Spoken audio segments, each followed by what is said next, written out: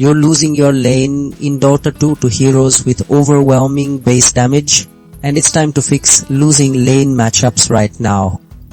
We're diving into practical methods to reclaim control. First, we need to identify exactly what makes those high damage heroes so effective early on, and then adjust our approach. If that first step doesn't clear the error, the issue usually stems deeper in system permissions, which brings us to method 2, focusing on essential itemization choices that provide crucial sustain and damage mitigation.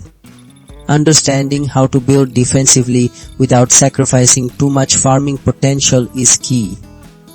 Now, if those items still aren't enough, we need to look at your positioning tactics. This means understanding enemy attack ranges and managing creep waves to keep yourself safe, especially near your tower, preventing those devastating early game kills. Finally, if the lane remains a struggle, we'll refine your skill usage timing, ensuring you save your escape abilities and use your crowd control effectively to either deter aggression or secure a pick-off when the opportunity arises. These steps will help you survive and thrive.